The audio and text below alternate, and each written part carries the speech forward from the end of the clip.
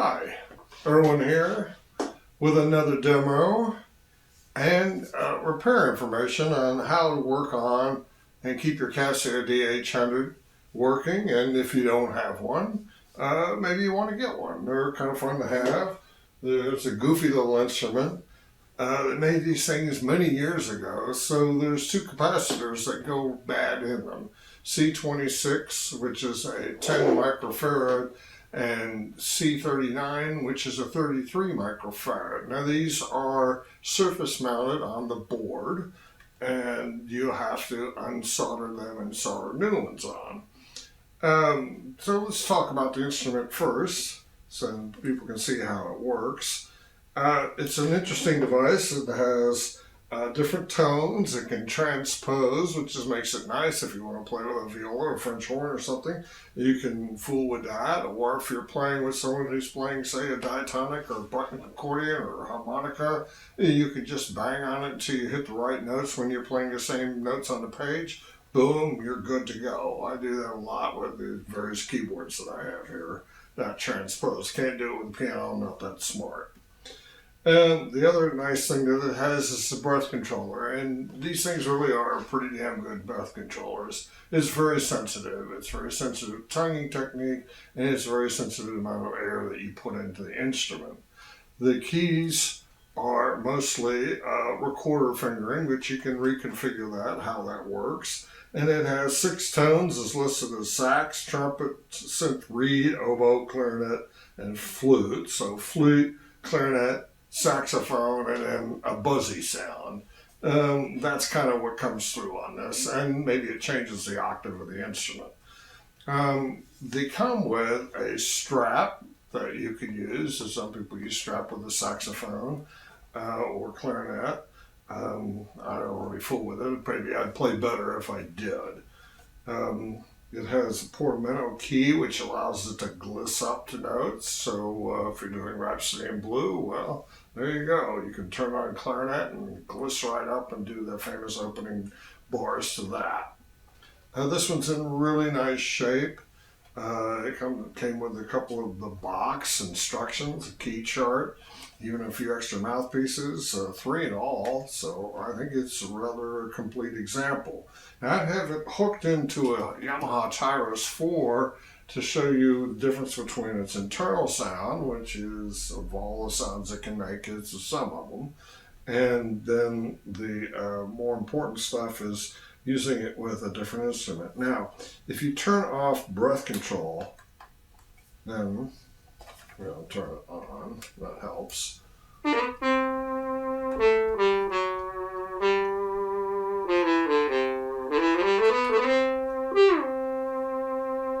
that portamento.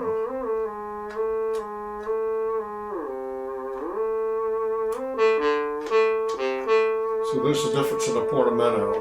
Portamento means to slide or gliss up between notes, so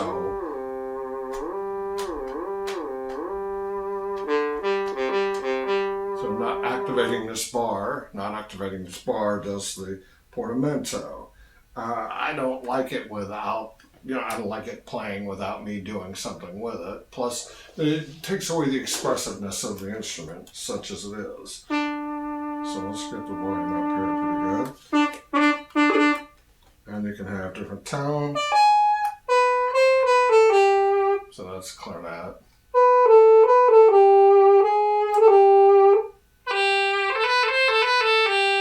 Some reed, maybe a Celtic reed or Celtic sound if you wanted. Clarinet. And flute. So there's the flute sound.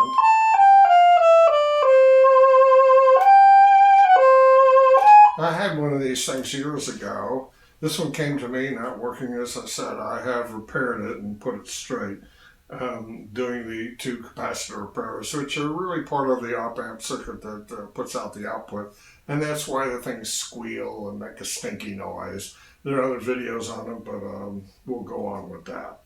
And now, if you turn on the breath control, of course, now it's not going to respond until you play a note.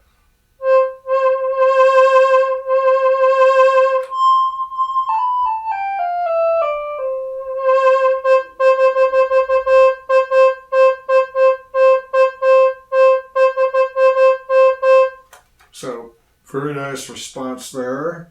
Let's see if we can go.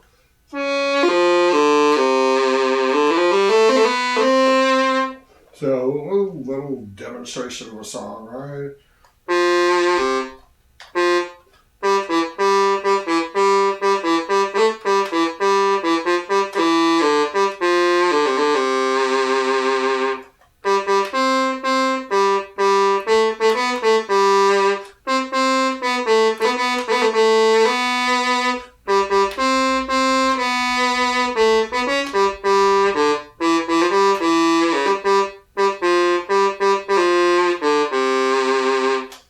Maybe I should practice with it a little bit.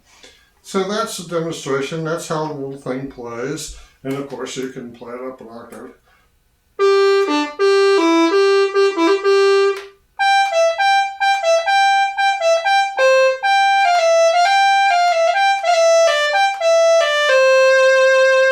So depending on how your fingerings work, and the instrument comes with a fingering chart, and fingering charts are available online.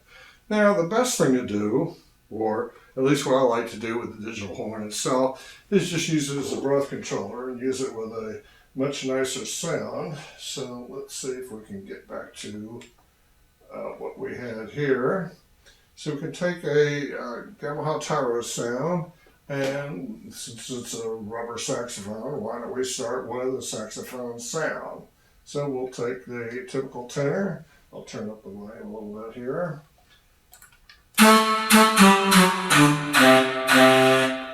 Okay, so it's a little strong, so.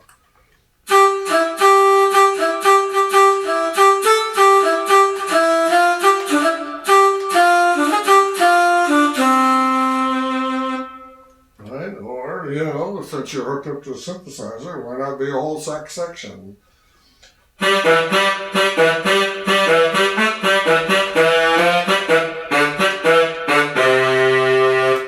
And you don't have to stop there, you know, since it's a MIDI controller, you know, whatever sound that you might think that you might like. Now, interestingly enough, if you hit a tone key, it will send a MIDI control signal to your keyboard and change what you have set up. So right now it's going into an obnoxious preset, and let's see if I can get rid of it. And we'll go to how about let's see here, brace shake. So this is kind of fun.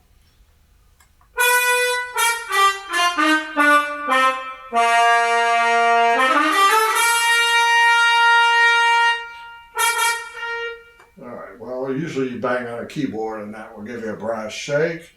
Electric piano, I mean, why not? So really now you have MIDI controller. If you're used to this kind of fingering system, you can get anything you want out of it, right? So, you know. So there you go, the world's first MIDI Hammond rubber saxophone. So you get the idea of what it can do, what it can't do. Let's talk about the repair. Now, when you're repairing one of these things, it's really not that difficult. You're going to want to use a Phillips #1 and get a Craftsman or a good Husky tool, one with a good tip on it. Often these screws are jammed in there really hard. So there are 1, 2 to remove at the top, 3 and 4 in the middle, 5 at the base, and then here within the battery compartment where there are 5 AA batteries required to play this. Now you can pipe in 7.5 voltage and work off an AC power supply. Now there's one more screw in here that has to be removed. After that, you're going to take off the mouthpiece, and you can see this is the rubber breath input, and that rubber tube goes through the length of the instrument, and the pressure equalization is done through this little port right here on the bottom of the instrument. Once you get that apart, the instrument, or get all the screws out of it, and be careful, sometimes they're in there really tight. And sometimes what you have to do is tighten them up a little bit more before you can back them out, especially if they're kind of corroded or whatever jammed in there. And they tend to bang these things together with automated screwdrivers, so I'm sure that has something to do with it. Once you're open and you pull the instrument apart, you'll notice that there's two main PCB boards. One of them's located in the base, and it's got a lot of big capacitors on it. That's more or less the power supply board and the amplifier board, and you don't have to worry about yourself for that. And I'll show you, and I'll include pictures of what I'm talking about. The next thing, the most usual compact capacitor to go out is C39, which is a 33 microfarads. It's rated at like 16 volts. Step it up. Go to a 25 or 35 or even a 50, whatever. I mean, you want the thing to stay together and you want it to last. So the higher voltage, the more capacity the capacitor has, the more likely it's going to last and keep lasting. Now, in the diagrams that I'm going to include on this instrument, in this demonstration, is that often these keypads, since these are surface mounted, you can have cold joints for the solder that's gone bad and caused problems. And sometimes even when you're trying to solder the new components onto the board, they don't work. I spent a lot of time debugging these things, trying to get them to work. And what I've included on the diagram that you'll see, I'll flash it on the screen, is that for both C39 and C26, which is the 10 microfarad, and the last one of these I did only needed the C26 replaced, so probably should have done C39 as well.